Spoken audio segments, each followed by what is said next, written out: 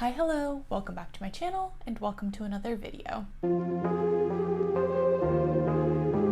We're back, baby! I am back in New York City. If you guys watched my last video, you would know that I was out west for the past almost 2 weeks now, and in my back in chat video that I posted last Sunday, I mentioned that I was going to be touring some apartments in Denver, Colorado, and sharing that touring process with you guys. A few months back, I did the same thing with Dallas, Texas. I was there looking at apartments to potentially live in and move to, and while Dallas did not work out, I wanted to try the same thing with Denver. Denver is a lot closer to my family. It is out in the mountains, which I am just so eager to be more surrounded by nature and have beautiful scenery that's not just concrete. So anyway, I was in Denver for a total of 3 days and had intended on touring 8 locations. It turned out that I only toured 7 locations. We'll discuss that when we get to that point. But nevertheless, I still have 7 apartment complexes to show you guys. Today I'm going to be going through 3 with a total of 5 different units. So 3 different complexes, 5 different apartments spread out between those 3, if that makes sense. I'm mostly going to go through these places in chronological order. Since I am strongly thinking about moving to Denver, I don't want to give the actual names of the apartment complexes like I did with my Dallas tours video. So instead, I am just going to be giving you the general area in which these tours were. Today, all 3 of these locations are located in what's known as the Denver Tech Center, which is a little bit southeast of true Denver in like the Aurora type area out by the airport. So while I won't be giving you specific names, like I said, I will be going through exact prices, amenities, apartment features, anything you would want to know to actually move to one of these places, okay? So as I mentioned, I will be doing 3 of the complexes today, and then on Sunday, you will be getting the remaining 4 complexes that I toured. So if you're not subscribed already, definitely go ahead and do that and be on the lookout for that video this Sunday. With that being said, I do want to give a huge shout out to all of the new subscribers on this channel. You guys are just flooding in, coming in from out the woodworks, and I love it so much. I get so happy when I see new subscribers on my channel, so thank you so much. I just wanted to give you a special shout out before we get started. And with all of that being said, let's go look at some apartments in Denver, Colorado.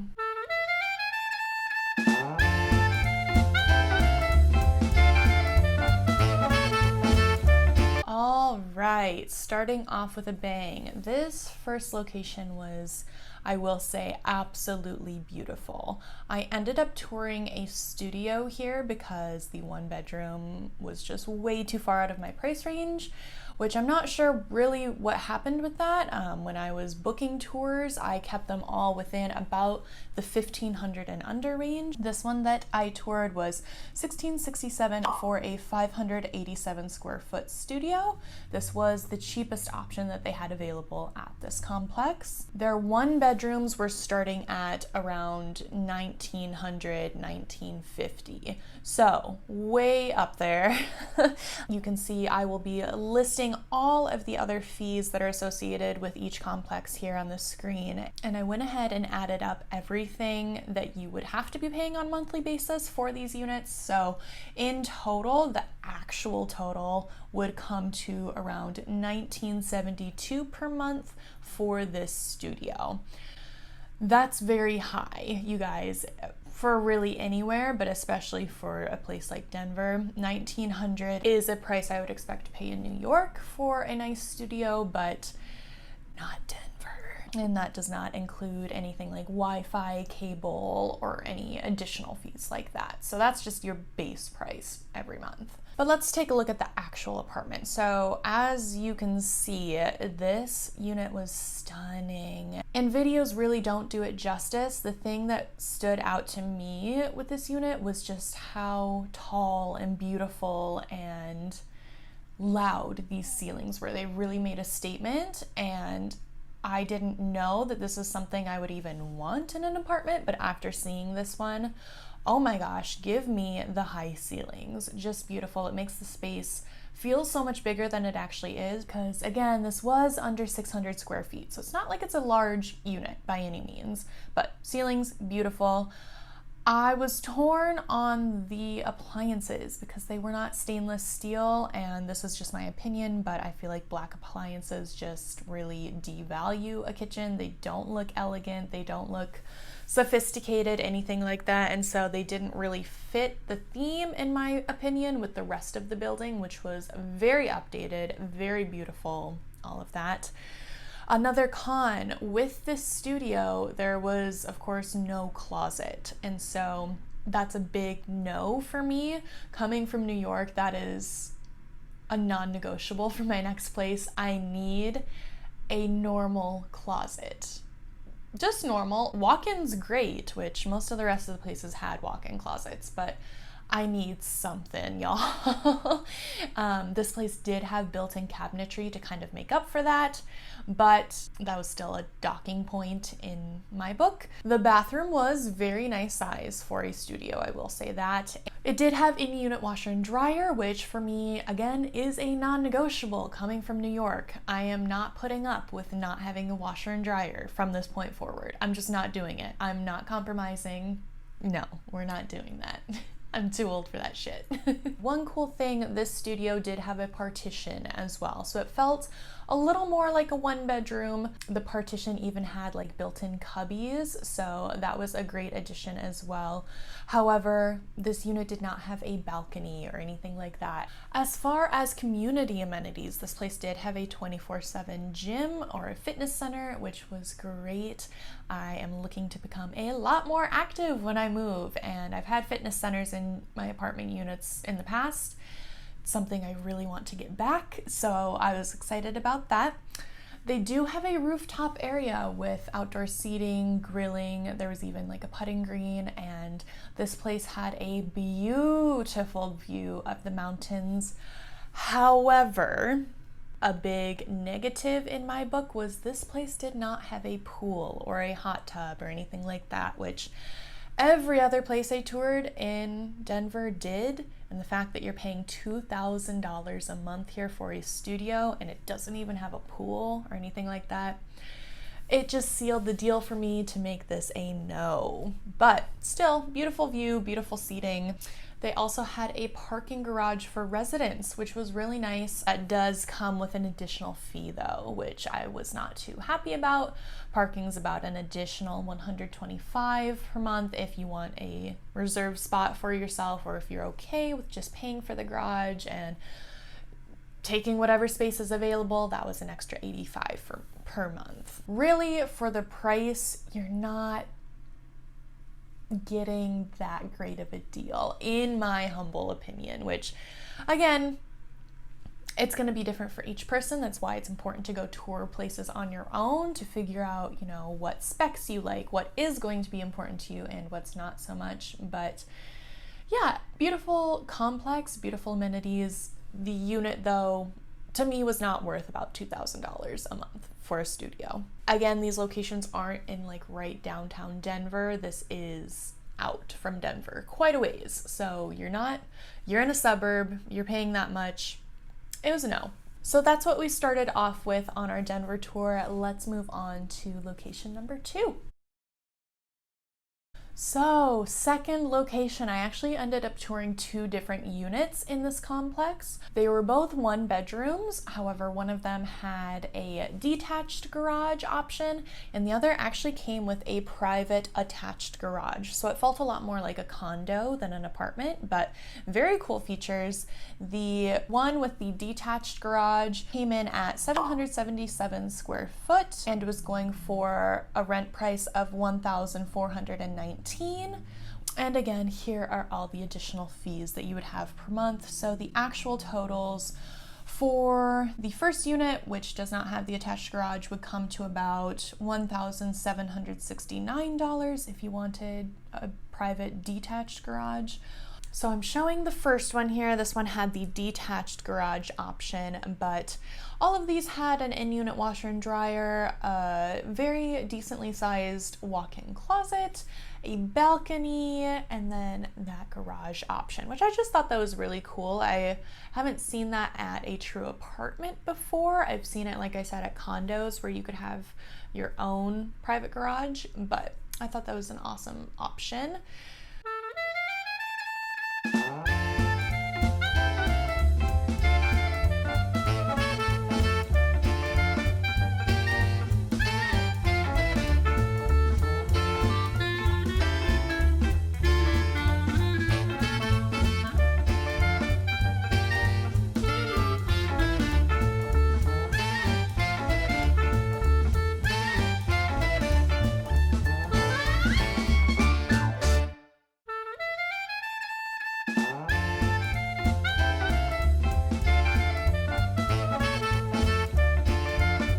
As far as their community features and amenities go, they did have a resort style pool and hot tub. It was not 24-hour access. I believe the hours were like 10 a.m. to 10 p.m., something like that. They had a poolside fire pit, resident lounge, fitness center, which again, I don't believe the fitness center was 24 hours, at least not at the moment. But all of these features and amenities were separate from the actual apartment building. So the layout of this complex was very spread out, and there were multiple different buildings. It wasn't just one big like high-rise building where everything's in the same building. The second unit, which came in at 630 square feet, went for $1,489 per month. So really not that much of a difference in price, especially for having your own private garage attached to your home as compared to having a separate garage, which you would actually have to pay for, I later found out. So interesting pricing, but much more affordable than the previous location. Actual totals for the second unit, which had the attached private garage, it would come to $1,679 per month. So again, weird pricing. You're paying less for getting more, but anyway. But it did seem very quiet and very clean, which I very much appreciated. You'll also see that it has a nice private patio area too. So I really liked that, nice and spacious. You have your outdoor area. Like I mentioned, it was a very quiet community. So I really enjoyed this location. One thing I thought was weird was the bedroom did not have an overhead light, which is fine for me. I mean, I'm absolutely fine using lamps and just natural daylight, but I did find that strange. I don't know that I've ever seen that before. So all in all, I think this second location is a much better value than the first location. The apartments are nice. They don't necessarily feel brand new and really modern and stuff like that, but they are nice enough, especially for the price. You're getting a lot of value. I can't get over that private attached garage. I think that's a really cool option, especially when it's included in the rent and you're not paying additional for it. So really enjoyed the second complex, and I think it's a great option. And finally, we get to our third location, and I will tell you guys, this was one of my favorites, and I had to spend a lot of time going back and forth between this one and one that we'll see on Sunday, trying to figure out, oh my gosh, which one do I want to live at? It really came down to details such as like 24-hour access to pools and the fitness center versus like other timed access and stuff like that. And so, you know, when you're touring, pay special attention to things like that, because if you find two locations that are virtually the same in terms of price, square footage, how much you like it, it really can come down to minute details like that. And for me, it did. So let's go through this one. Again, I toured 2 units in this complex. I toured what they referred to as an urban 1-bedroom, which is essentially a studio. Goes for $1,447 per month. Again, here are all the extra fees and stuff like that. And so the actual total for the studio is going to come to about $1,557 per month. Now, These prices are, in my opinion, very good for all of the stuff that you get at this location. First biggest thing for me was you get a free parking space in their secured parking garage. This was a huge pro in my book because, as you've seen, lots of places charge extra for parking, and you will continue to see that with the places I go on Sunday with you. So this one had a free spot included, and you could actually get a second space for just an additional $75 per month. So great perk there. As far as the actual apartment, they did have options that had balconies. I unfortunately was not able to tour one that had a balcony.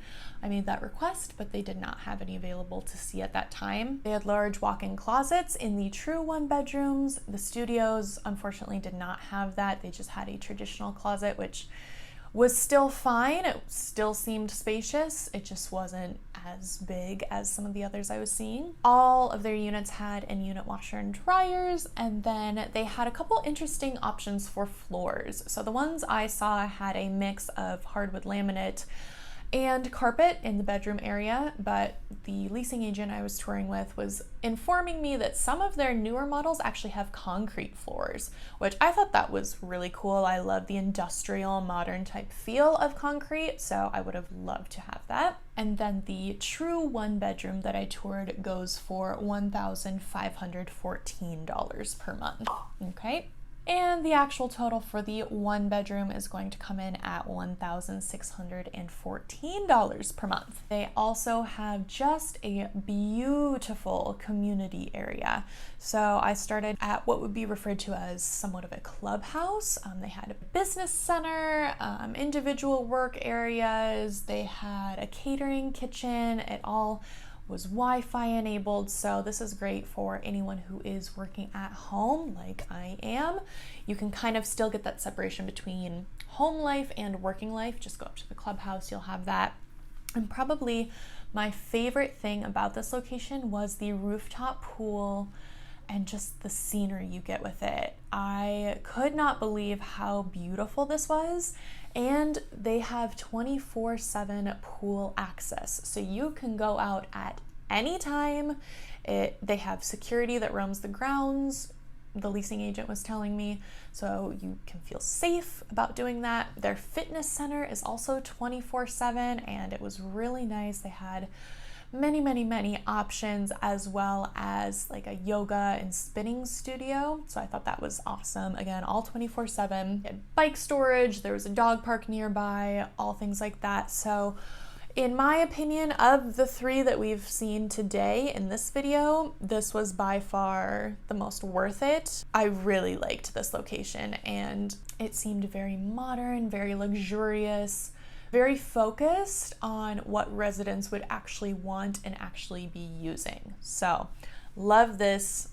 I would love to hear which of the three complexes you saw today was your favorite, which one you could see yourself living in if you were moving.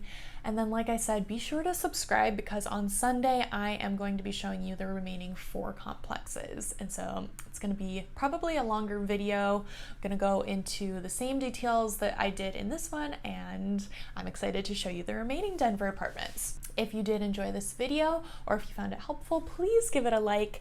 Right now, my goal, you guys, is to get to 1,000 subscribers so that I can start monetizing my content. If you'd like to help out with that, you can help out for free by subscribing below. I post videos on lifestyle, mindset, fashion, personal development, all sorts of stuff related to that. I would love to welcome you to our community here on YouTube, and I hope to see you around. So thank you so much for taking the time to watch. I will see you guys on Sunday with part 2. Bye.